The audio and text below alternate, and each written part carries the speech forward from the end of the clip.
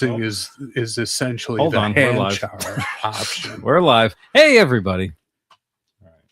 Hold on a minute. I'm Gotcha. not ready. Sweet tooth sprung. Mm-hmm. Hey, everybody. We're going to get started here in a minute. Who's in there? Everybody. Everybody's I don't in there. think You know, I so. could actually see better this way. I was just goofing around. I'm way more focused this way. When you do the fake glasses? I can see. Really? Maybe you got something going. Maybe you need cataracts. It's kind of like a breathe right, but for your eyes, like if there's pressure in the right place. Isn't this a solution for cataracts? Is it? No, I just made that up while we're killing time here.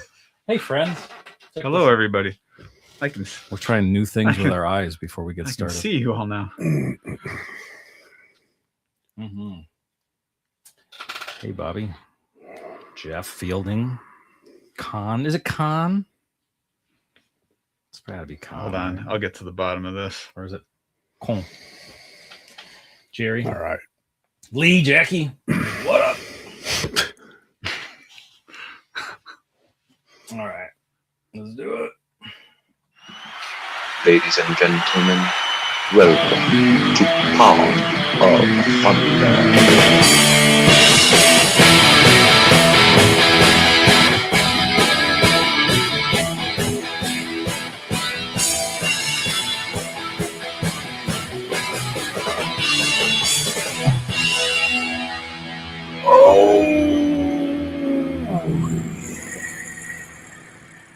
Welcome to God of Thunder, the recognized symbol of excellence in rock and roll podcasting, brought to you by Curiosities. What is it, Chris? What are we burning today? We are burning Laundry Day, cotton and lavender. I picked that one because when my wife was gone for 10 days, there wasn't much of a scent of laundry in this house. So You just didn't do it, huh? I had to do it toward the end. I ran out of underwear, so my hand was forced. But so this is in honor of that period of my life where not much laundry scent was happening in this house. Well, there it is. Make up for it. So if there's something lacking in your home on a regular basis, check out Curiosities. Maybe they've got maybe they got a scent that will fill the void. And if you're not convinced, if you enter the promo code POTHEAD, you'll get 20% off your order. Can't beat that deal. So go curiosities.com. Turn off the show. You don't even have to come back.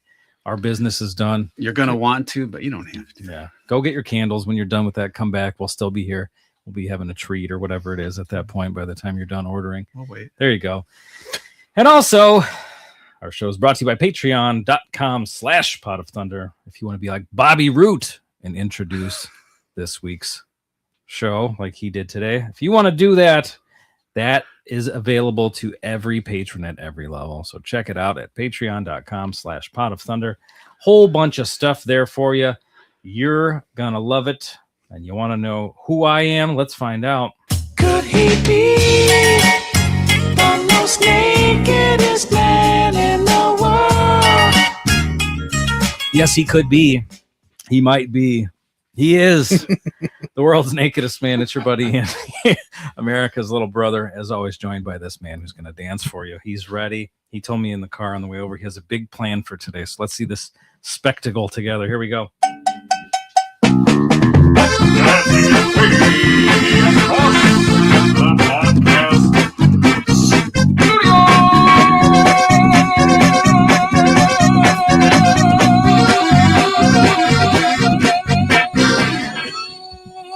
Nick Pollock has entered the program. Nick, what'd you do? I missed it. Oh, I'm sure someone knows. You don't. No, I do, but Okay. it's something it's one of that's these. it's been asked. I've been asked to do it. It's one of couple these of things times, where and, it has to be identified by people. It's something that is it's saturated pop culture. I've seen the move, but I can't put my finger on it. Pee Wee Herman, maybe? It's Pee-wee-esque, but but not him. I could give it away or just let people tell us if I did it well enough.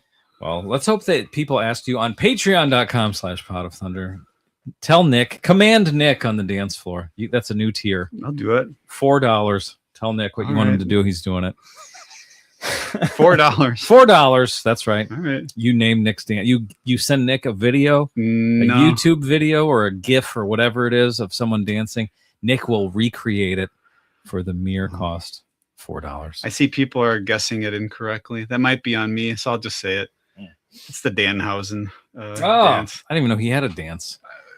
I was sent a video. I don't know how often he does it. Maybe it's one time, and only Colin Bell knows about it. Well, But, you got to make Colin happy. making Colin happy. Yes. Well, welcome to the show, Nick. Thank you. And to your left, you want him. We got him. Can have it every day, yeah, yeah. Can have it. Get out of my way, yeah. Fuck you. Put your hands together for the breakout star of the podcast medium. Chris L's here in his house. Yes, sirree. Still here. Woo, that's good news. Glad you're here. I'm glad you invited us into your home for another episode of Pot of Thunder. And I'm glad you, the listener, have invited us into your ears, wherever you are. And if not, we were just gonna occupy it anyway. We're occupying ears. It was gonna be a Pot of Thunder Yeah. takeover. Yes, a teen takeover of sorts in your ears is what the show is. Yeah. Against your will, you're being subjected to it. Andy was just saying before we hit record, he's gonna add a teen takeover tier. Mm-hmm. That's right. We can do that on Patreon. I don't If you, know what that would be. or maybe if you have a small enough car, you could do donuts in here.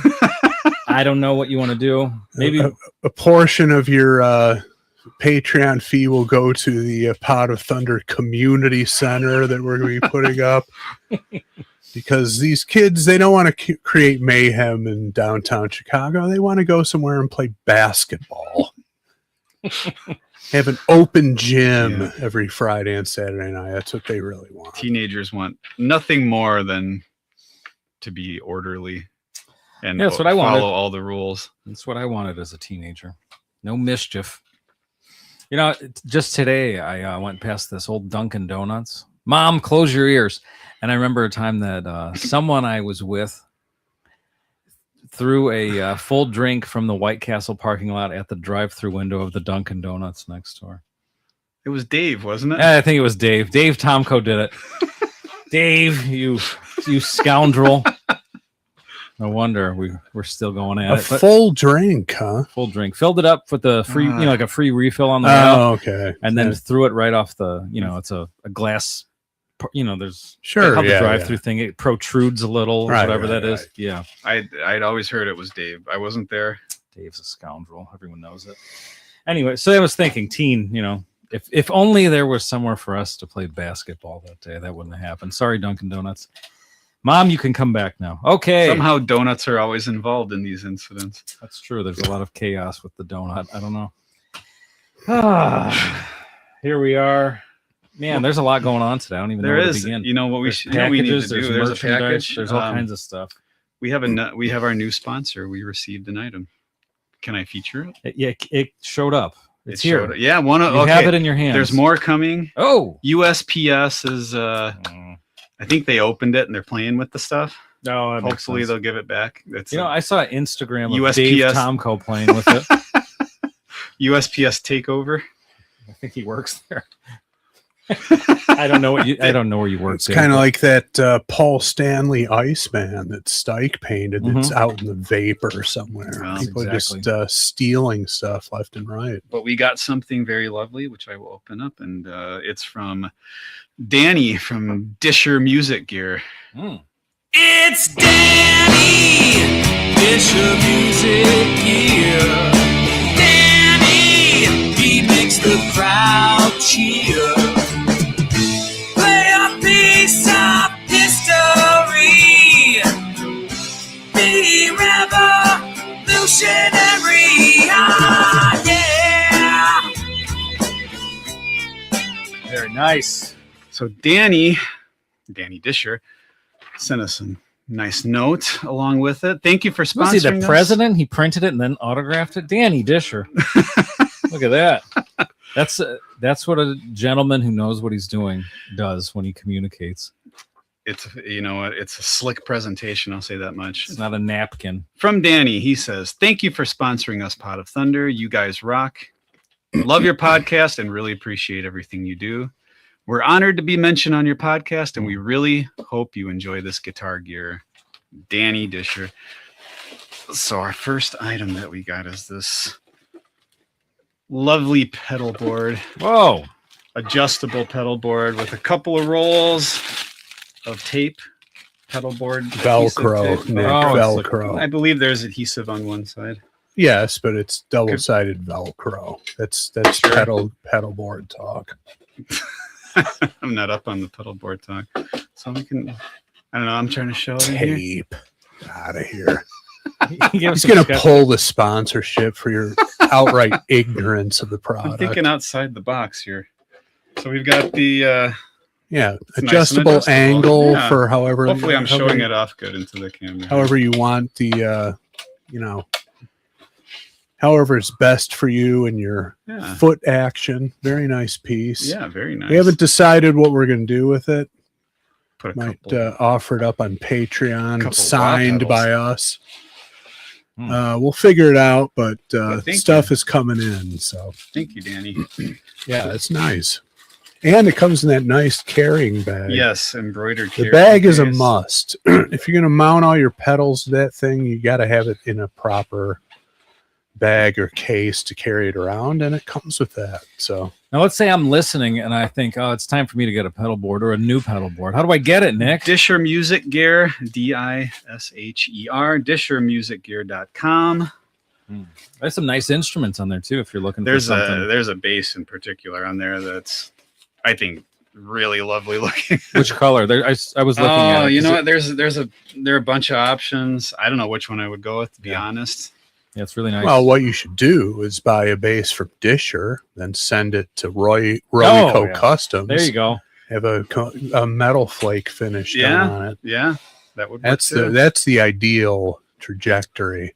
There you go. So be All our buddies. revolutionary is Yep. what Danny says on his website. Play a piece of history. There's a tie-in to most of the items, maybe all. I could be wrong. Something having to do with American history around colonial revolutionary war time. Oh, that's right. So, yeah, hey. product names. The big 250 is about to happen. If Yeah. you're like me and you're like, how do I celebrate it properly? What do I do? I don't want to miss out and blow this once in an eternity occurrence I here. think there's a Lee Greenwood fiddle on there that he's marketing. Yeah, so we haven't figured out what we're going to do with these things. If we do, it will be a Patreon perk, because we know we got a lot of musicians in the Patreon crew, people who know musicians. So another reason to join up, paying customers. So There you go. Thank you, Danny.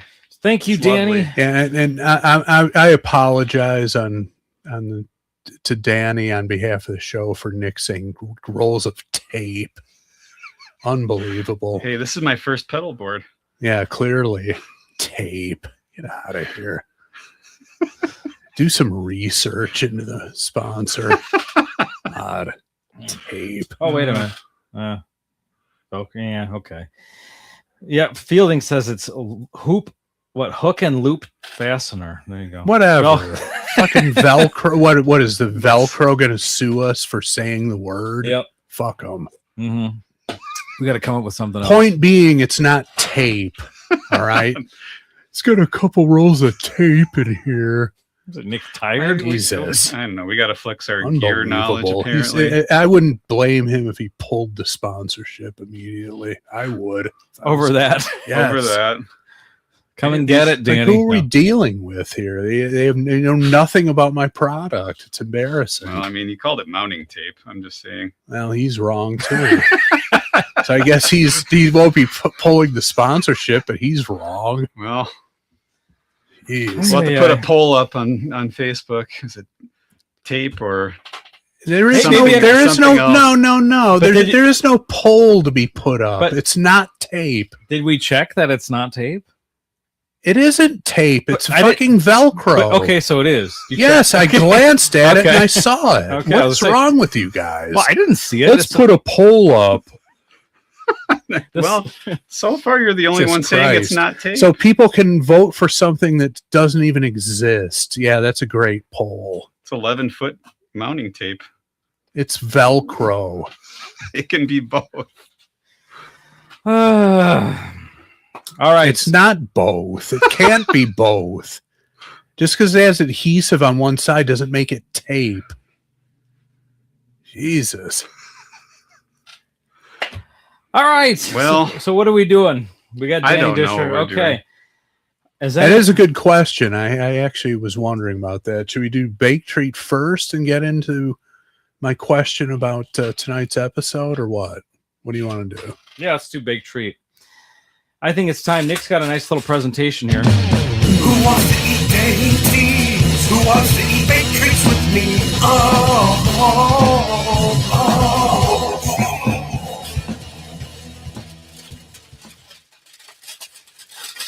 What we have here, going for a sort of Americana, something, you know. So what's more American than ice cream? There's a couple rolls of tape in this bowl here. so you Well, can there's see. sprinkles on it, so whatever is on the other side Yeah, is there's- null and void, There's a apparently. hook sprinkles and loop sprinkles in here. So what we have here is pudding, but it's vanilla ice cream pudding. And you know how you've got the crunch coating that you can get at Yes. a lot of ice cream places. Mhm. Did some looking into it, and best I could come up with my research is it's pretty much crushed peanut brittle. Mm. So I made some peanut brittle, crushed it up, put some sprinkles in it. So you've got vanilla ice cream pudding with a crunch sprinkle coating. Kept it cold for us, huh? Yeah, hopefully it's still cold. Thank you. Very good. Excellent. I'll be trying that shortly. Chris, you waiting? You gonna try it? Yeah, I'm Thinking gonna about it? wait. Gonna wait. All right. All right. So, what's your question? So the question is, whose turn is it? Last week was going to be my turn, but I brought in the guest. So does that mean I forfeit my turn and it's Nick's turn? Or no, No, you, go for you it. still get a turn. Yeah. okay, all right. That was my question. It's just been answered. So- Okay. Are you gonna stick to the usual plan and go to the list? Oh yeah, I don't Okay. have anything prepared. All right. Well then. Been too busy organizing a teen takeover to think about anything other than having the song choice served up to me. So I don't even know what platform these teens are planning their takeovers on. that's the thing, though. You don't have As we discussed, the adults are clueless. That's why you need to bring in other teens who are willing to infiltrate the organization and tip off the adults. I think it would be easy to get a few of them to turn on each other. Couple of bucks. Oh yeah, Hey, I would flip. I would absolutely. flip on both of you for a couple of bucks. So And it's not Anybody even listening? it's not even turning on it. It's just people other teens who are savvy of the social media ways that they organize. The adults will never figure it out. So you need other teens to break up that sort of thing. yeah. The answer is not putting up community centers. That I can assure you. No way. All right. I think public podcasting is the answer. Funding your public podcasting. You get some microphones and put it in a public square, a PA system, People just want to be a heard. laptop. There you go. Either that or they want to be anonymous and do donuts. I'm not sure. They either want their voices heard or not at Or all. nothing. Masked donuts. Yeah, completely anonymous. I don't know. All I'm right. not a teen. I don't think I ever really was. No, you never really had that teen spirit to you. I did not. No, not one of your things. Did not have the teen spirit. Nick was an old soul as a young I man. hate that expression. No offense to He's you an for old using soul. it. No, I don't. You didn't I know did it on hated purpose. Oh, did you? Yeah. Okay, you did know I hated That's it. why. Yeah, Old soul. that's one thing I always like. I told Andy, and I've told a few people this. My obituary says that. You're gonna be pissed off. Correct them, please. Redaction. Don't call him an old soul. Why would anybody call you that? I don't know, because I like things from years ago, apparently. But Eh, I don't know. People just tend So. to use that. right. And if anybody out there, if you like it and you want to be called that in remembrance, that's great. I just personally, for whatever reason, don't like it. All right. So your wishes have been expressed. In the So, public too. In public. We can't forget about it. No, no. If you go first for This some is- reason. Yeah. Well, Everybody ideally, knows. when it's the time comes for your obituary, you will be simply old, and nobody will need to Well, refer to you as an old soul. I'd be an old body and soul at that point. I mean, if true. you croaked in your 20s, I could see it being invoked in your obituary. But ideally, you'll be 80s or 90s, and Yeah. you'll just simply Let's say be old. He was an old soul. Well, yeah. What else could Well, he have been? no, he was old. That's the end of it. His body finally caught up Everything to his about him. soul. Everything about him was old. All right. His old body. Noted. Do not call Nick an old soul. Great. Got it. I shouldn't have said it. All right. So, Nick, do you have the lever to activate this generator? No. Pull it.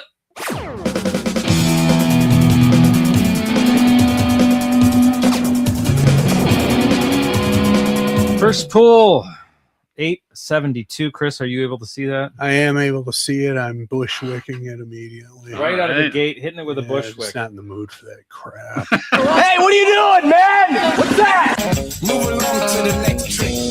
We don't want any of this. Fuck! All right, Nick. Too bad you cut it there. Well, No, just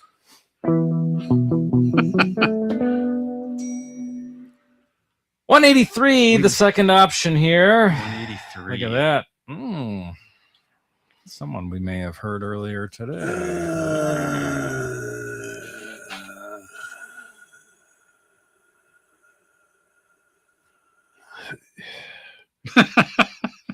He's thinking. Okay, I'm gonna hopper this, but if I come back to it, I will pick the song above it. This one. Yeah, same artist, different Fair. different song. Okay. Third and final pull. We have, we're going towards the middle of the list here. 1131. 1131. And you will see it right here. Ay, ay, ay. That's a no. That's a I'm no going for you. to, Alright. That's a straight up no for Chris. We don't want any of this. Fuck! Move along to the next trick. All right. So we're going back towards the top here. Was it 180, 182? We bumped it up once. That's going to be our winner. It's 180. Okay, but the original number was what? 180. Was 183. 183. That's right. I'm just trying mentally to get the alphabet going here with 183 where we landed. All right, before we do that, I've got a kind of a hit, a different twist on everybody's Ooh. favorite segment. So hit it. Habemus Papam. Time for Pope stuff. Yeah, that Pope stuff. Here's some Pope stuff. Time for Pope stuff. Oh wait, originally it usually it pulls up what went on in the year, but it opened with who was the 183rd Pope, Oh, 180. not necessarily of the year, but then later on Oh, it talks about the actual year. So I can't even pronounce the guy's name in boy. the actual year 183, so I'm going to go with the first one. And it says, if you are referring to the 183rd Pope, Pope Clement IV, who reigned from 1265 to 1268, he is most noted for his strong patronage of the arts, literature, and his close relationship with writers of his time. there you go. He also issued the Parva Magnificentia, which regulated cardinal behavior, and his papacy, whatever, was the last to experience a multi-year sede vacante, papal vacancy, due to intense infighting among the cardinals. My. That's a phrase you still hear. Really? Yeah, there are people who have kind of splintered away, and they're called sede vacantists. I think we talked about it before, but So they'd rather have no pope at all than a pope they don't like. They believe the chair is empty and has been for decades. And it's still empty. That's what some there is a group that yes, radicals. Mel Gibson's father was one of them. Oh wow, and he wrote about it. Yeah, I'll say they're the not my president of Catholics. Yeah, I guess so. Doesn't count. I don't like him. He doesn't count. Yeah, he's not valid. No. Yeah, it's up to me to decide what everyone has already decided. There you go, and how Catholic is that? But anyway, not very. All right. So this is interesting, this choice, because, well, let's all find out together. Chris, are you ready to reveal here? Yeah, I got all the info right up there. Okay. Now you just I'll move it. Yep. Okay. Let's turn the microphone over to Chris Jericho. All right, Hammer. This one's called Be My Lover. Off of Killers. By the band Alice Cooper. Ow! Oh. All right. There you go. Love it. That's we had an Alice Cooper parody already today. What was interesting. Yeah. That's more pot serendipity. We have our connection all the time. Our connection to Dish Your Music Gear was through Alice Cooper I did an episode of Mormon book reviews with our friend Steve. And that had something to do with Alice Cooper too? And it's about Alice Cooper. No kidding. And Danny was one of the guests. I'd never met him before, but we hit it off quite well. And how did it pertain to Alice Cooper? So my understanding is Alice Cooper was raised in a denomination that wasn't officially part of the Mormon organization, but recognized the writings, the Book of Mormon, I guess. And I might get this wrong, I think his grandfather was president of the church at one point or something like that, of this particular denomination. Okay. And everyone will forgive me if I forget all the other details, but yeah, basically he's got some sort of somewhat loose ties to it apparently, but okay, well, that's cool. Yeah, interesting topic. Yeah, if that's your thing, that sounds cool. It's something I don't think very many people really know about or talk about, so pretty interesting. Well, you guys talked about it on the podcast. All I did was say he's cool, man. Great music, great tunes, man. They needed that.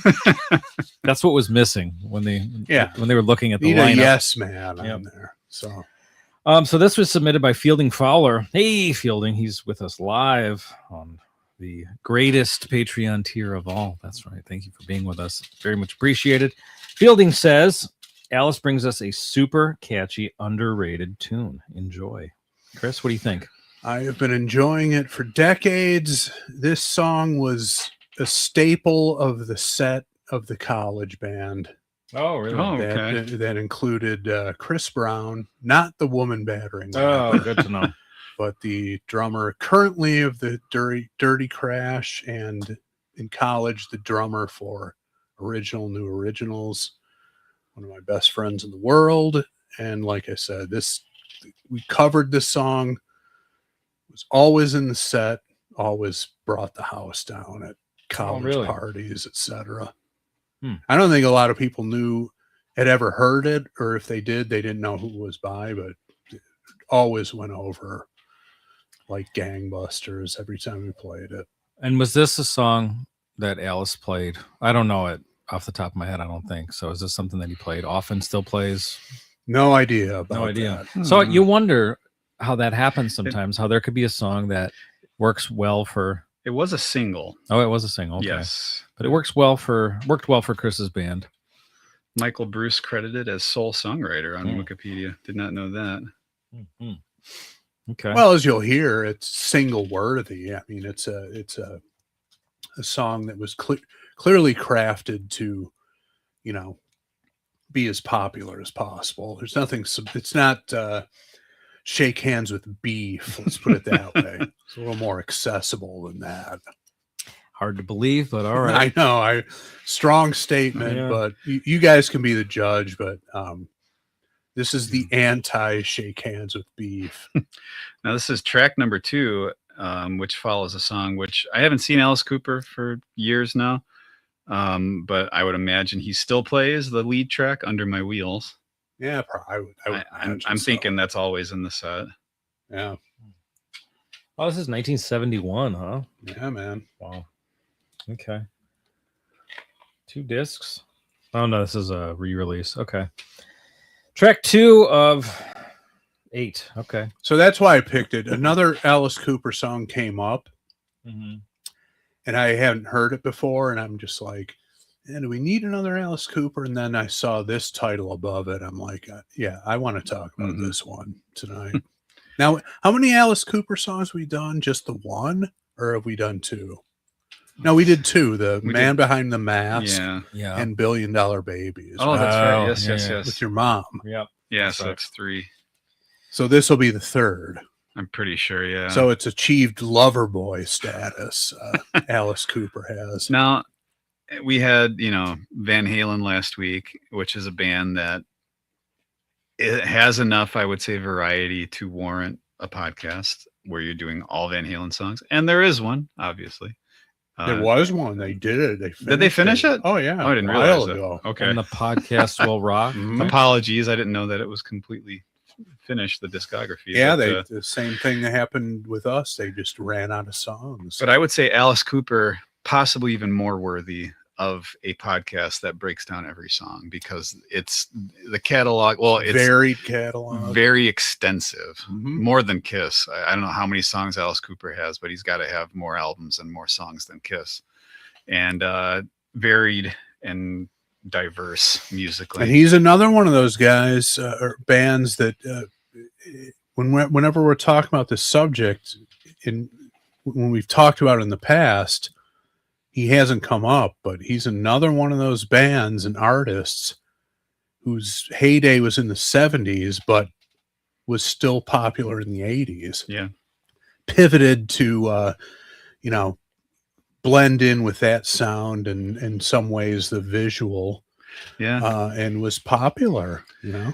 You had guys like that who were masters of the visual aspect of rock and roll performance. So how many, off the top of my head, I'm trying to think of like a band from the 70s that was big, that didn't really flourish on MTV, that are in that category as far as stage presentation.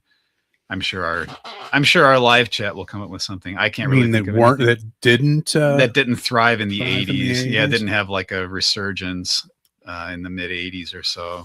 But we're like Kiss and Alice Cooper, and I don't know, I guess you could say Pink Floyd to an extent. I mean, one that's popping into my mind, it would be Grand Funk Railroad. I mean, when we talked about them, they were huge in the 70s, bigger than even I knew they were. And I'm from Detroit. I should know better than that. But I don't know if it was personnel reasons or whatever, but, they didn't, they weren't, if they were releasing music in the 80s, nobody knew about it. Foghat is another one. I mean, would you say like Blue Oyster Cult, because they had such a visual, they had the lasers and all that stuff, but in the 80s I don't know that it really translated on MTV. Well, yeah, not necessarily on MTV, but I mean, early part of the decade that spill over from the 70s. Yeah. I mean, they had that Black and Blue tour with Black Sabbath, which that movie was a staple of like midnight showings on the weekends. That was a concert movie? Yeah, Black and Blue tour. And it was what, like a set of each of them, or back I think and forth? so. Or, yeah. Okay. Cool. It was I think it was the first Dio tour, the Heaven and Hell tour that they were on. And then I remember the video for Burning for You was pretty big. And that song was pretty big in the early 80s. But in terms of them, like, tapping into the Sunset Strip look and sound. They never did that. But Alice Cooper kind of did with the Trash album, and Yeah. Songs like Poison Yeah. and whatnot. Feed My Frankenstein and all that. Yeah. Interesting. What about Slade? Would they fall into that category, or were they not? Slade was never big in the U.S., so Okay. I don't know. I'm just trying to think of bands who I know were big in the 70s and then they don't have an 80s presence. Yeah, I'm just thinking like a band that masters of the visual aspect of it that didn't achieve that in the 80s. Like didn't use that to their, or maybe tried to, but it didn't work out in the 80s on MTV. Because it seems to make perfect sense. It's like, well, we have this exceedingly visual medium now. Yeah. That's the big thing that makes or breaks you. Makes perfect sense that some of these guys would be like ducks to water with it. It just didn't work for some. Interesting. All right. Well, anyway, we loved this song, obviously, to the point where we covered it. And this is a song that, like, the guys in the band, we all had very diverse musical tastes. But, when we formed, we just started honing in on a sound we wanted to do, and this song was right in that wheelhouse and was one that we all could agree on. We all loved it. We worked it up immediately, played it virtually every time we played out, and always went over great. All right. Well, you guys ready to get into it? Yeah. All right. Let's take a quick commercial break, and we'll be right back with Be My Lover.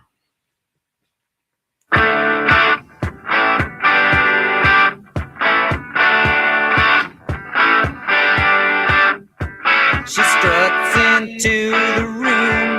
Well, I don't know her, but with a magnifying glance, I just the thing that stands out to me is the chord progression. It's not exactly the same, and I don't know it, but just to my ear, it's got a very similar sort of pattern and rhythm to the chorus of, let's see, it would have been like 2 albums after this, from Billion Dollar Babies, from Raped and Freezing. Okay. It's got that sort of, I don't know, like Alice Cooper had, the Alice Cooper band, that is, there's a certain, like, I guess I'll call it a swing, like a bop to it. It's kind of how would you say, not surf exactly, but it's like sunnier California-y kind of music, but then the subject matter, can be twisted and and strange. Yeah. But it's one of those things where I guess you could say punk music is like that, like the Ramones, the Sex Pistols. This is 3-chord rock. Yeah, it's like classic. Even at this point, it's classic rock, but there's a twist on it that makes it a little bit strange, a bit of an oddity. But it's they definitely, and it's making me think of another song that had that rhythm. And this was long after Alice Cooper had been a solo artist. It's on the Dirty Diamonds album. It's called Sunset Babies.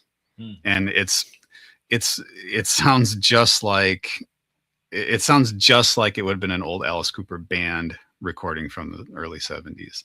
Like sonically, somehow they achieved that many years later. But yeah, it's 3-chord rock. It's basically like saying, like, oh, that AC/DC song that was on High Voltage.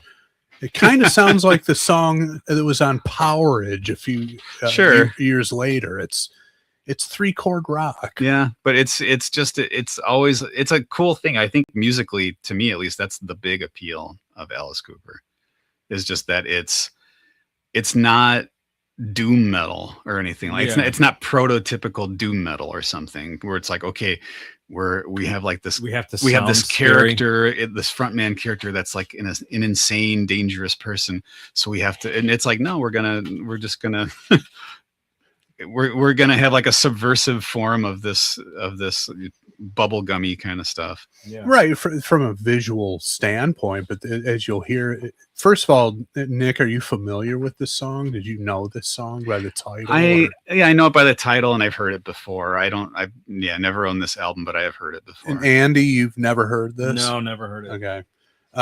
Yeah, it's just a straight up rock song. It's kind of like, not all Kiss songs blended in with the visual image. Some of it was just straight up rock and roll that, you could see a t-shirt and jeans band doing, that was like the big disconnect later on with, Dynasty and Unmasked and stuff like that. It's like, you got Gene on the video trying to look all evil and dangerous. And meanwhile, the song is fucking Tomorrow with the little, bouncy keyboard thing. And it's like the two things don't mesh. But if you're going to lean into one, lean into the music, because the music is great. So this would be that kind of an example that came out like in 71, like super early. But they were rockers. They were from Detroit. That's just the Detroit sound. I love that lyric, with a magnifying glance, I just sort of look her over. It's a nice play on words. It is. Yeah, it was my first time hearing it, so I'm taking it all in at once. Oh, and I'll just give a little teaser. Later, there's a lyric that we manipulated to conform to our band. So when we get to it, I'll tell you what we did to it. We have a drink or two, well, maybe 3. And then suddenly, she starts telling me her life story. She says, baby, if you wanna be my lover, you better take me home. 'Cause it's a long, long way to paradise, and I'm still on my own. Now, we weren't good enough singers to do those backing vocals, but it goes to what you said a few minutes ago about that sort of bouncy, happy California vibe, like the doo-wop backing vocals. It's very early rock and roll that they're paying a homage to here. Yeah, and that bass playing during the chorus, pretty fantastic. I always love when people wander into the higher registers like that and do it as effectively as that. Bobby Root just said, I love the bass coming in. So it's fantastic. Yeah. Well, it's like, so that's guitar and kick drum and vocals, and then the bass comes in, and then just before the chorus, the whole band kicks in. Pretty cool arrangement. Yeah. That builds up, like, certainly for us in a live setting, it sort of built up that tension. Like, when is the whole band going to kick in, and what's going to happen when they do? And, just that kind of creative arranging, just, it always adds to the appeal of rock songs to me. Some you want just 4 on the floor, full tilt, start to finish. Others like this are there's room for these as well, obviously, and more often than not, they're just more interesting to me.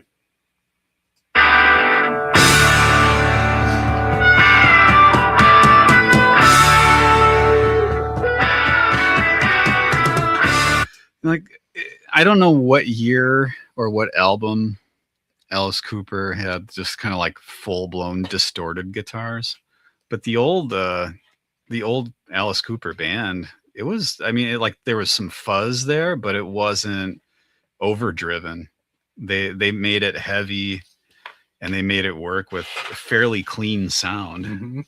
And I don't know. I can't think of, I'm guessing sometime in maybe late 70s. I don't know when the sort of like really overdriven guitars started to come in, but now that the overall sound, there really is, I think, something even heavier. Like I've heard people say, oh, Johnny Cash American recordings with Rick Rubin's the heaviest stuff ever. It's like I think where people are coming from with that. But I will say there is something about the clean, mostly clean, maybe a bit of fuzz on it, guitar sound in a hard rock song that really, like, just as I'm getting older, I'm appreciating it and realizing that there is like a real edge and heaviness to that. Well, everything really changed with the first Van Halen album. Yeah. Eddie Van Halen was using those modified Marshalls that were used that variac device, which increased the voltage, which basically set the amp on the verge of failure, running so hot on the electricity. That was the genesis of the hot rodded, overdriven guitar sound. Before then, it was all like this. All the early AC/DC albums, you listen to those, those are clean guitars, basically. I mean, pushed to the edge of breakup, but certainly not like super saturated, gainy guitar tones. Those kicked in again after Van Halen 1. They started to get a little more saturated on Highway to Hell, and then just kept progressing up to your beloved AC/DC Live. I mean, those are like full tilt, roaring modern guitar sounds. But you listen to everything that Bon Scott sang on, you listen to the guitars, they're clean guitars. It's just loud, but it's not super distorted. And none of the 70s stuff really was. So yeah, good observation there. But yeah, we were we like all like that kind of arpeggiated thing that was going on with the guitars. We kind of bypassed that just for just hammering out those power chords. So we were a little more primitive with our version with it. It was just straight ahead, hard hitting. A lot of the more intricate guitar stuff we bypassed because I was the only guitarist, so I was gonna play all the parts. It wasn't possible. So. Yeah, there's on these old albums, there's a lot of interplay between the two guitars. There is, yeah, absolutely. Like I don't know if it's the mix or whatever, but there's there was another sort of wah-wah guitar line in there that was it's wafting through that you could barely hear. Remember it being a little more prominent. Other times I've heard it, but yeah, the two guitarists are doing different things during this section. Now, is this the first album that Bob Ezrin produced for them, or did he do Love It to Death? I'm looking it up. Nope. Oh yeah, he was a co-producer though, actually, on Love It to Death. Okay. All right. So Andy, your thoughts so far? I'll save him. Okay. All right. Fair enough. Andy's making us sweat a little bit. Yep. That's good.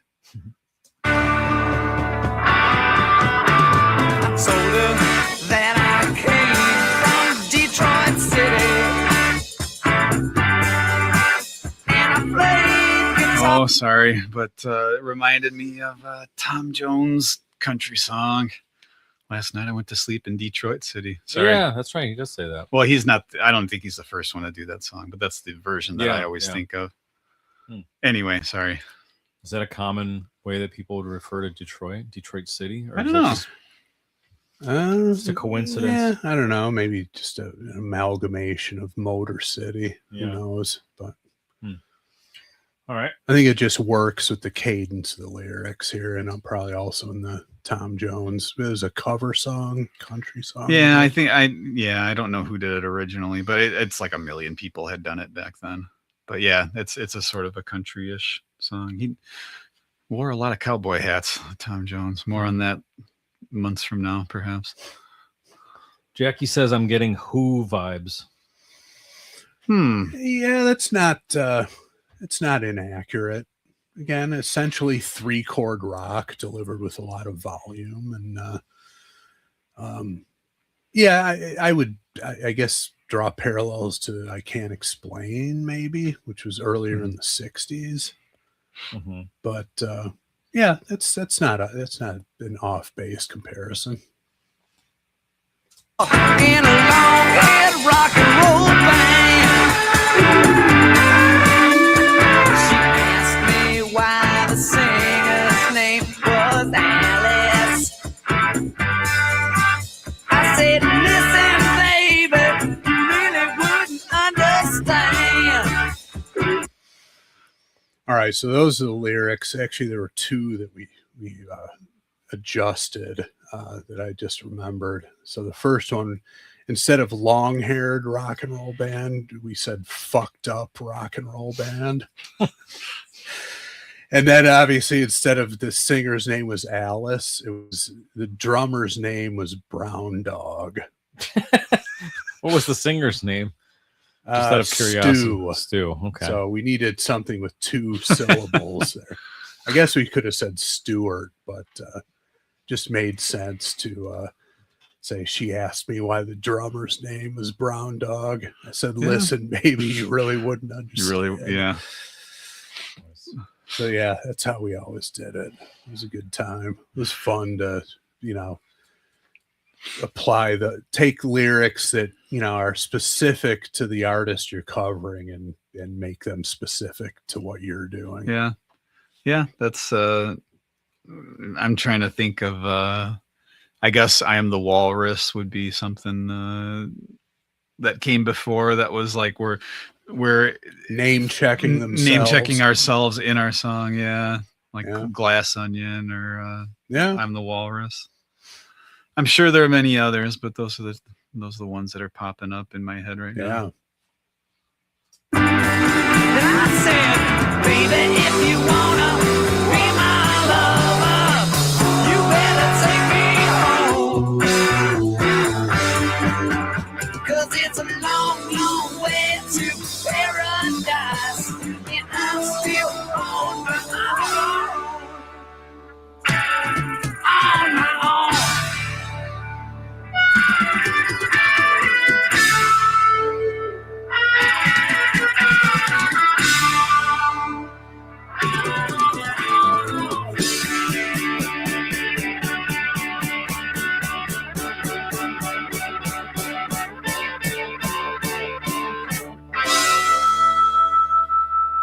Oh, baby, if you Oh. I like when people do weird stuff like that. Yeah. I don't know why that was the sound he went with, but it works. And just that build up to the half tempo version of the chorus. Again, the arrangement of this song is fantastic. And when you play it live, it really takes the audience on a journey. Like they don't know what's coming next because there's so many twists and turns, which you don't normally expect from a 3-chord straight up rock song. But that's what makes this so brilliant and interesting. And like I said, it just always went over great live because people didn't know what the hell was happening and what was going to happen next, but all of it was just so catchy. And listening to that, I guess I call it a build down because it's slowing down. And I am assuming Bob Ezrin being having the reputation of being the technical wizard that he is. Well, did he have that reputation that early? I mean, this is 1971. I mean, I don't know. Well, maybe it was with these albums that he gained that. That's what I'm saying. But it's like, I'm sure he had a lot of the same techniques. Well, sure. Already, but how would you execute this if you're someone who is kind of approaching it like a technician, and you've got a variable speed thing happening here, tempo wise? I can't imagine a metronome is going to be helpful.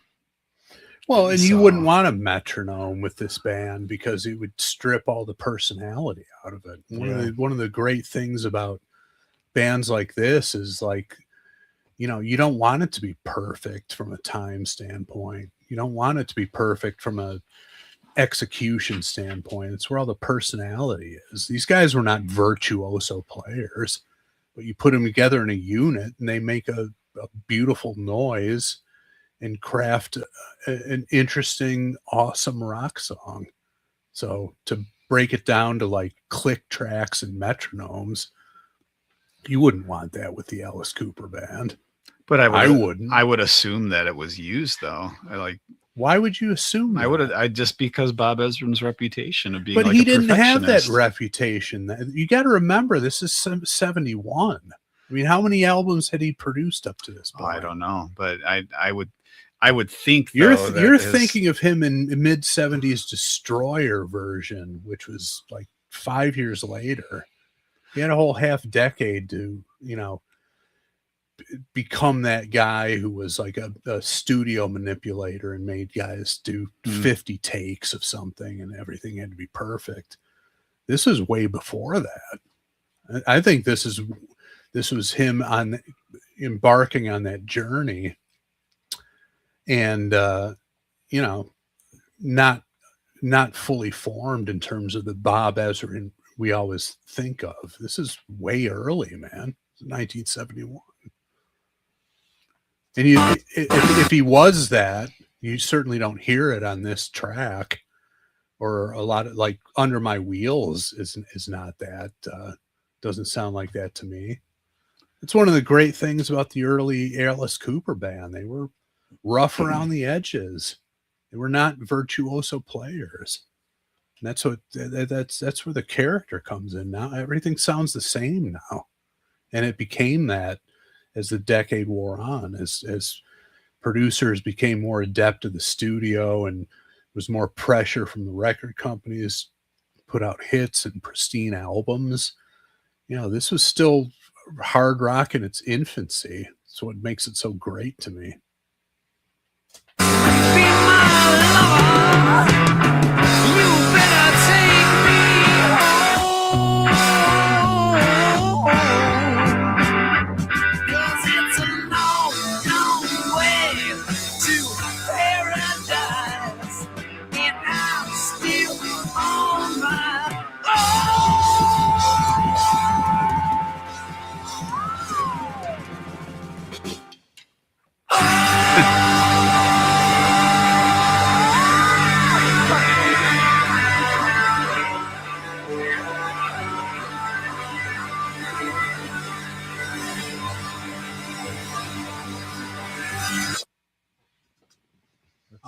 It says co-written by Bob Ezrin, doesn't it? Yeah, that's what it says there. Okay, well, one or the other, I guess. Either Michael Bruce by himself or with Bob Ezrin. We're reading. I always enjoyed the writing on the Andy had the album cover just up there. Yeah, that's like MS Paint. Oh yeah, freehand. Yeah, in 1971. Yeah. Always enjoyed that. Bobby Root said, listen for the drummer dropping his sticks during the finish. Did you hear that? I thought he was clicking the rim of the snare on purpose. Yeah, I never heard his dropping the sticks. I thought it was, how drummers count in the song by hitting their sticks together. I just think he hit the sticks together twice before. And by the way, we always did that as well. Brown did it. It was Brown Dog. Yes, it was an essential part of the song. He never failed to do that in the song. Forever now, Brown Dog. Well, it's forever been.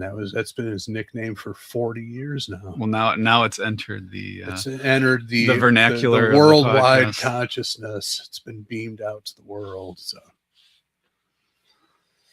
All right. Bobby says he dropped him according to Alice. So there you go. Rock and roll story. That's the Steven Adler's girlfriend story. Yeah. Alice Cooper. No, except for way more believable. Yeah. I wouldn't be embarrassed if I believed he dropped his sticks. Not at all. All right. So it's time for us to vote Sweet Surrender or Kick in the Crotch. Chris, you chose this song. You first. Sweetest Surrender Possible. It's Sweet Surrender. Hell yes. One of my all-time favorite songs. Obviously, brings me back to the college days. We worked it up in the basement and played it out, and we talk about this. We've discussed it with Jericho and Rich Ward and PJ and stuff like that. It's especially when you're doing in the context of doing covers. It's like there's some covers that you work up and you're like, this is gonna be great, and you play it out and it's a dud. Yeah. And there's other songs that you just work up for your own enjoyment with no real expectation, and you put it out there live and people go ape shit for it. This is an example of the second type. We worked it up because we all liked it. We all loved it, actually, and found out it was just it was a slam dunk, as Andy likes to say, in a live setting when college parties, when we get bar gigs, never failed to just go over like gangbusters, and deservedly so. It's a great rock song, interesting, borderline funny lyrics. The arrangement is all takes the listener on a ride. I love it. One of my all-time favorite songs, hands down. Nick? Sweet Surrender from me. It's Sweet Surrender. Hell yes. Yeah, I love so much of the I won't claim to be an expert on Alice Cooper's catalog or even the Alice Cooper band's catalog, but there's a lot of it that I really love, and this song is in the vein of, like I mentioned. Are we gonna get flagged if I say "raped and freezing"? It's the name of the song. I don't know. Is that a song you can't, or is that a word you can't say? I usually say things that give us the E rating, but now it might just get us taken down entirely. But that's the name of the song. With all the true crime podcasts out there, yeah, but I've noticed certain words, certain words people like to, it, not profanity, but anyway, that's whatever.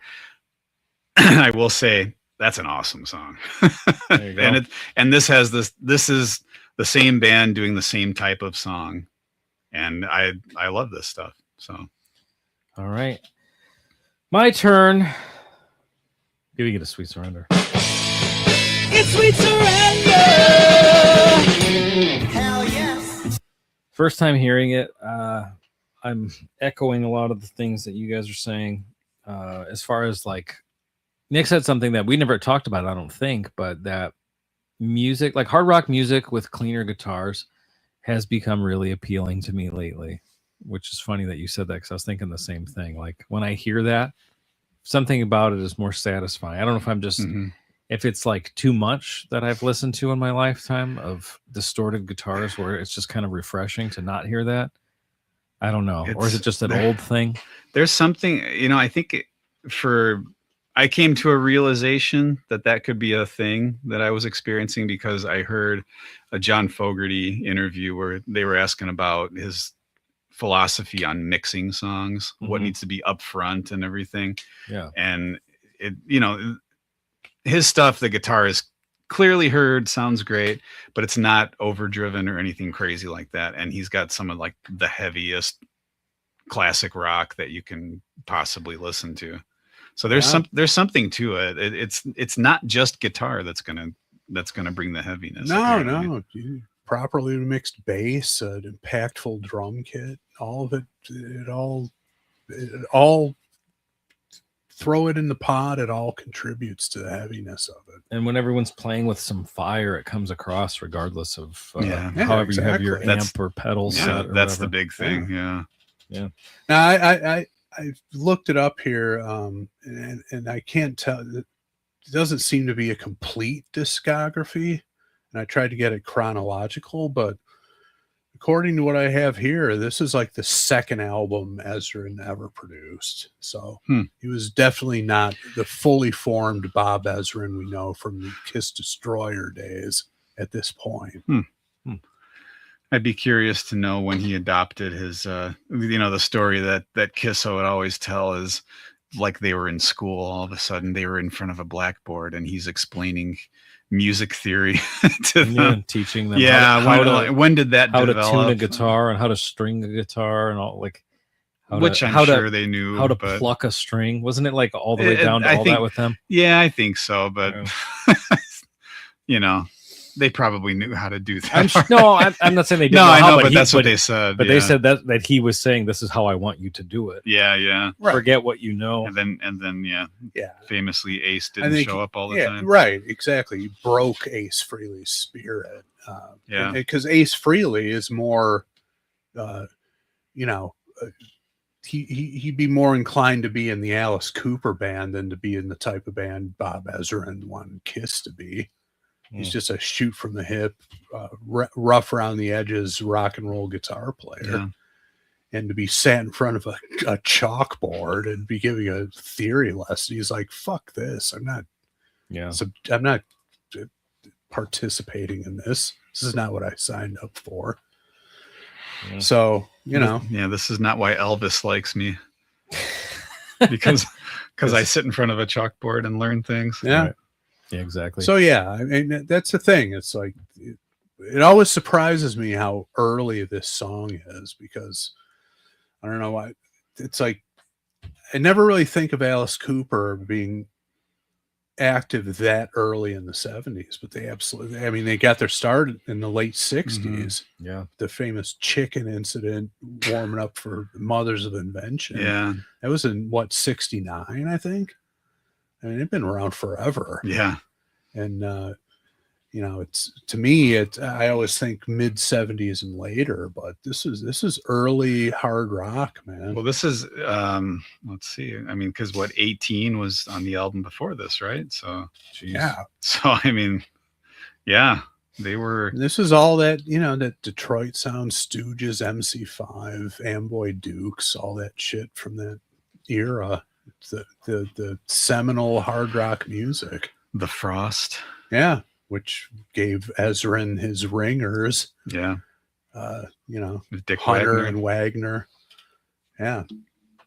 Steve Hunter wasn't in the Frost, but as we know, they were the duo Gunslingers. Quite the tandem, especially with the Lou Reed band. That was another cover we did. The live version of Vicious kicks off the Lou Reed live album. That was another ripper that we did. It just was always in the set. So this was our wheelhouse. We all listened to different music, but when we came together and made noise, it sounded like this. And that's why I very much enjoyed seeing this on the list and talking about it tonight. One more thing I was going to mention, listening to this for the first time, like I said, it doesn't sound too far removed from a Rolling Stones song. Like it could fit right in with that band to me, to my ear. Perhaps, yeah. I don't know. Maybe it's just me that I don't listen to this stuff that much, but it just sounds like, if you put this in the middle of a Rolling Stones album, to me, it wouldn't be like, oh, what the hell's that? Other than obviously it's not the same singer, but yeah, I mean, and musically, a lot of I would say, Alice Cooper group had the glam thing going on, early 70s glam look. So you could consider them a glam band, and like that stuff was like strut rock. Yeah. That's really musically what most of them were doing. Yeah.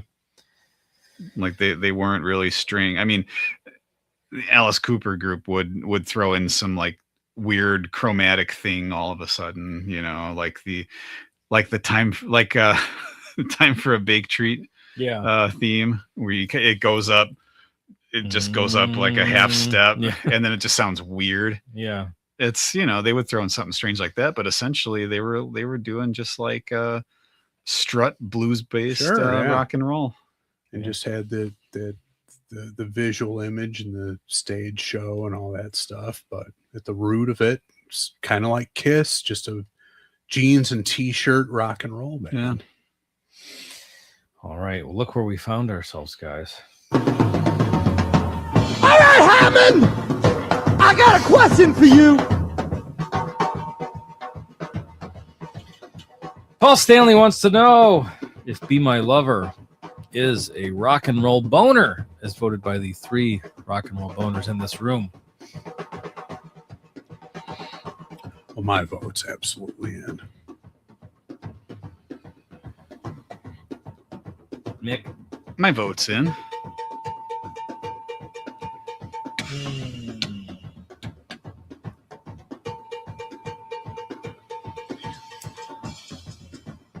My vote is in. All right, same order. Yep. Me, Nick, Andy. Yep. All right, here we go. Rock, Roll. Boner.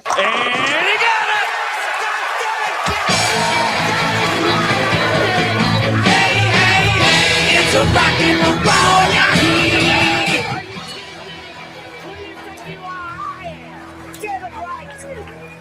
Now I'll say, I think what put the boner over the edge on the first listen, because at first listen, boner's rare.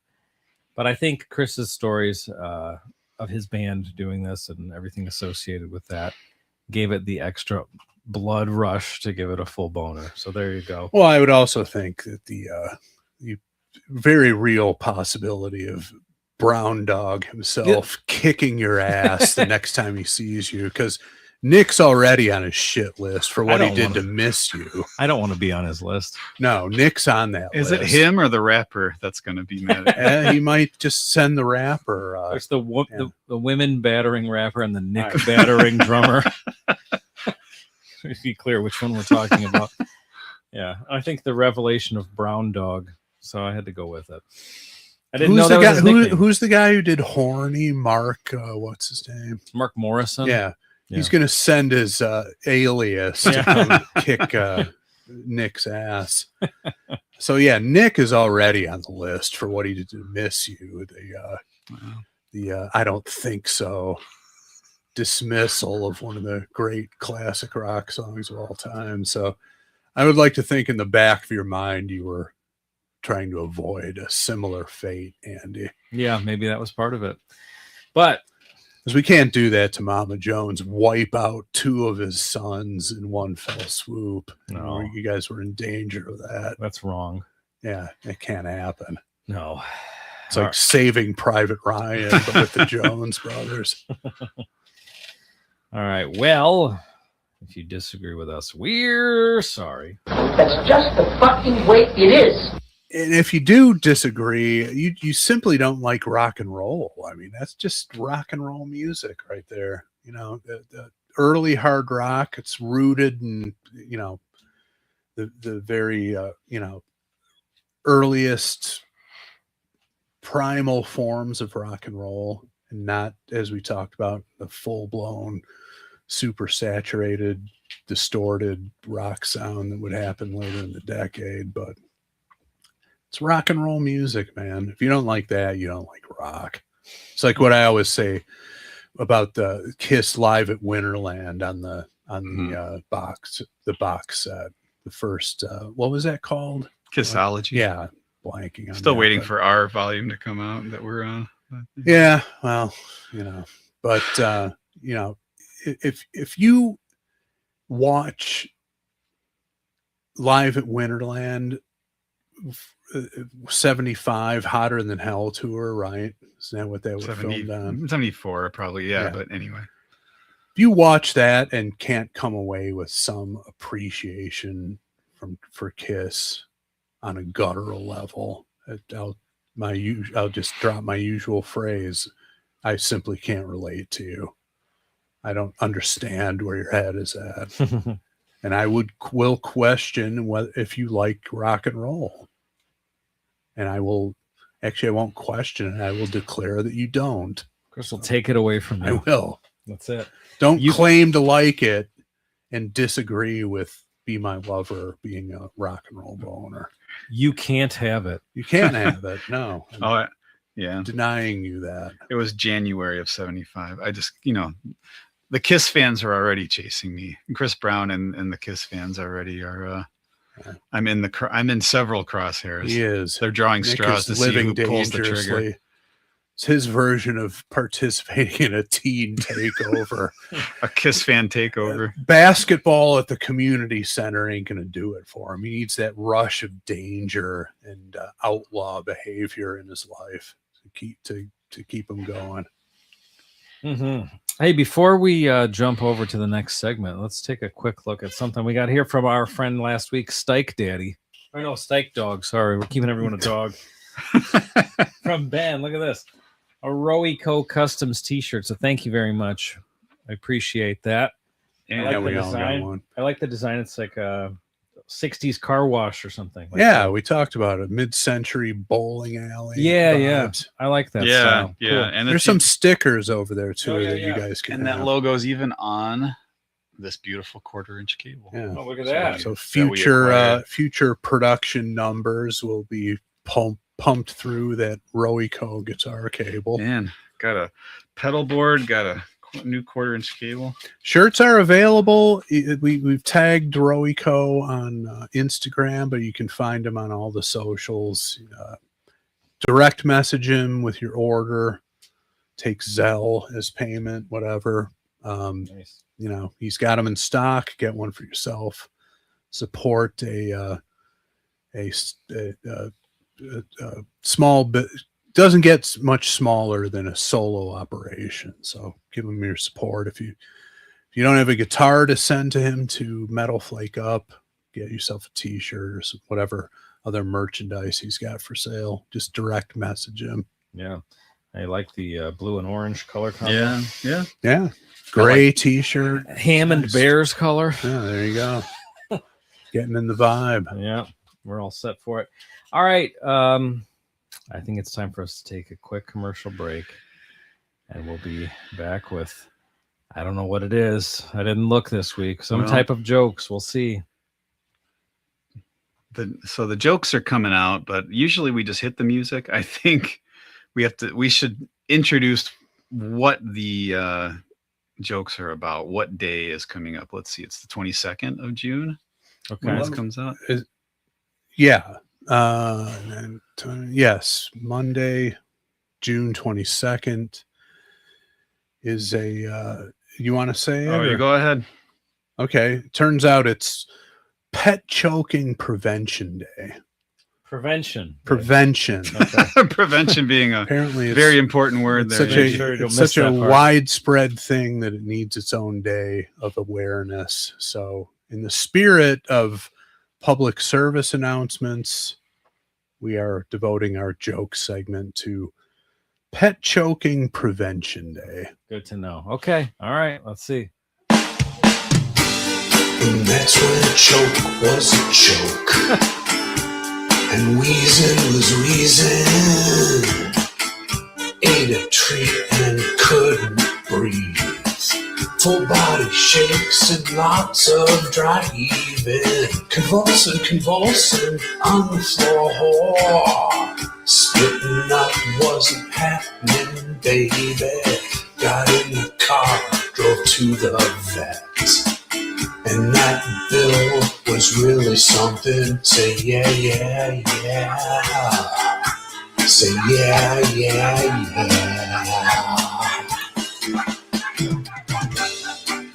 The jokes come out at night. The jokes come out at night. The jokes come out at night. The jokes come out. The jokes come out at night. All right. I've got two. And I have two. All right. Who's going first? I could do one. All right. Andy, name my dog right now. Just give me a name. Sport. Sport. Okay. Why is my dog Sport always up to date with his choking prevention certification? Up to date. He's always up to Sport is always up to date. Why is that? Sport's a good boy. Or a girl. Is Sport a girl? A boy? Sport's a boy. I'm going boy. This sport is a boy. Why is Sport always up to date with his choking prevention certification? Don't know. Because he spends all day practicing the hind lick maneuver. This guy's such a big man over here. That's a good one. Butt licking reference. I mean, Yeah, they do that. they do that. Do that. All right, here we go. Those are real barks, by the way, from my pack. In the spirit of the stroke awareness song, real sound effects. Real Leave it farting. at that. Yeah, well, you said it. Yeah. Couldn't get his dogs to do that though. Oh, they probably were doing it. I just was lost in all the racket. But those are actual barking sounds from my pack. All right, here we go. What did the insensitive, utterly unsympathetic guy say to his cat when it started choking on a hairball? You went cat. Okay. That's it. Pet Yeah, choking that's prevention day, not dog specific. I don't know. Say it again for Andy. What did the insensitive, utterly unsympathetic guy say to his cat when it started choking on a hairball?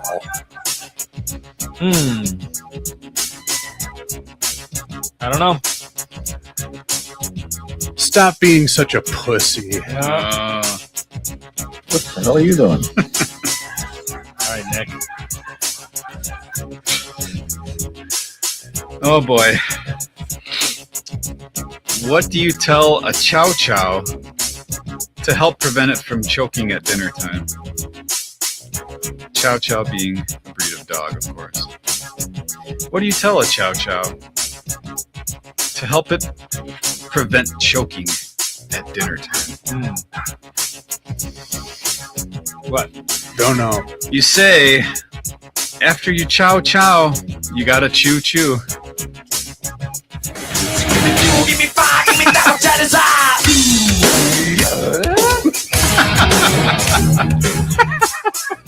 Forgot about that.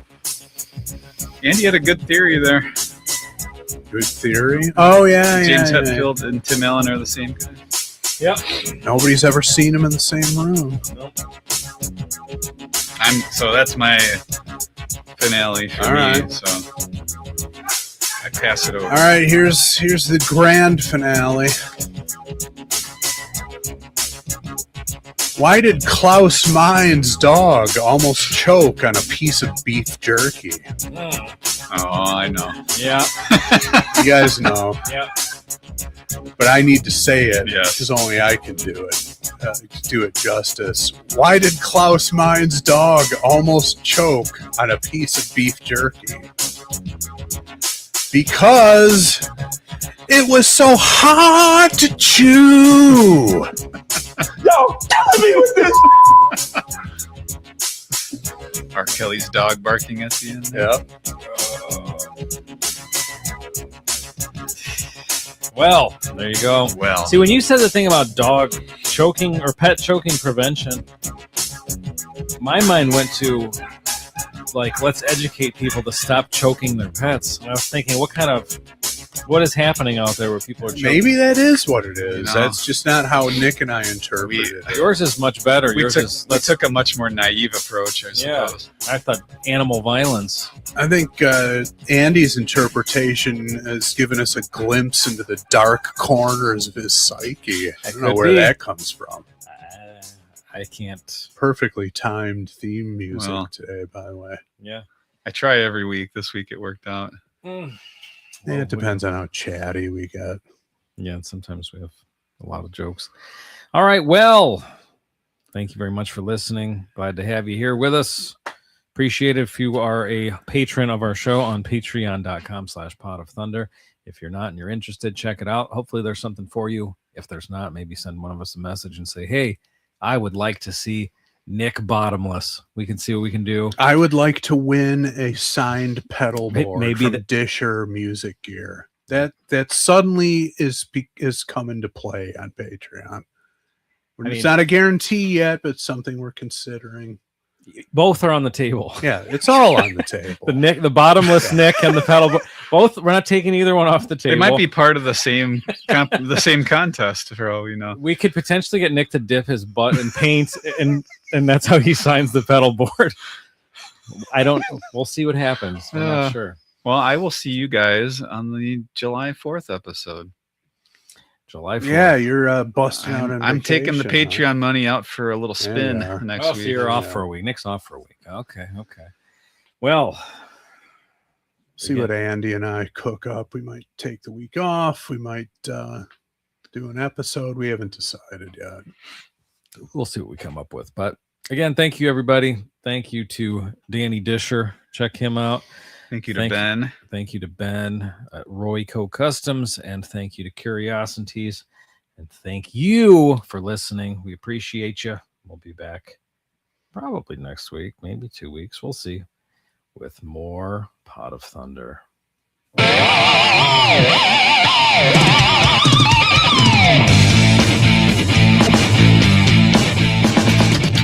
There's a cookie floating in the milk. Oreo horses, they got coats of silk.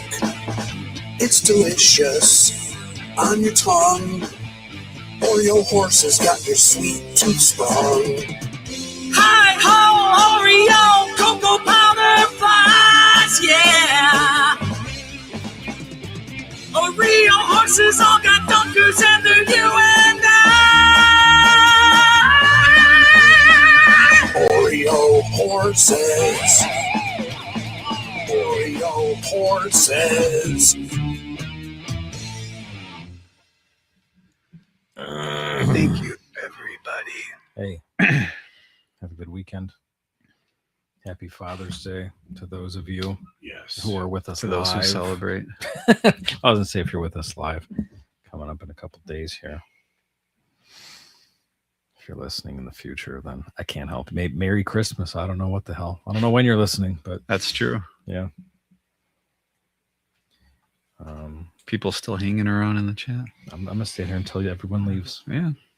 Be the last It's going to one. be an Andy Kaufman thing. Give me a book. I'm going to start reading it until everyone leaves. There's plenty here. Mm-hmm. Yeah. That was a good treat, Nick. Sorry I didn't bring it up. Did it taste like vanilla ice cream? Yeah, it did. Okay. Mhm. Because I had a little when it was warm, but flavors don't usually settle at first, you know? Yeah, that was good. All right, I give up. I lied about staying until everyone leaves. You guys are on your own. It's getting late. Got to get in that bed. All right. I got to go party. Bobby's staying. Are you going? Nick's going to party. I'm going to party. Nick's going to make me walk home. I got to buy something for a birthday party. More Oh. like. On the way home? Yeah. You know, Meyer or something. What's open past 11 these days? Well, I guess Meyer. Party at Meyer. Anybody out there in the chat listening? Pot of Thunder. POT takeover. How late? I thought Meyer was only open till like 11 now, or is it 12? I don't even know. No, I don't think it No, is. not anymore. since COVID. Yeah, Oh, they shit. did away with. Yeah, That's one of the every deaths. place. Walmart. I don't think any. McDonald's is 23 hours now. So many places were like, COVID I is know a what perfect opportunity for us to do what we've always wanted to Yeah, do, yeah. and then just not talk about it afterwards and Yeah. keep it in place. All right. Oh, Friday afternoon drinks time. All right, Con. Enjoy yourself. All right. Tim, what is this? Oh, cool. Thank you. Little green man. Tim's little green man. What's Tim got going He's a on? little green man. I don't know what All that right. is. All right. Nick's going to take me home. Nick, come pick me up. Carry me to the car. Take me home. Bye, everybody.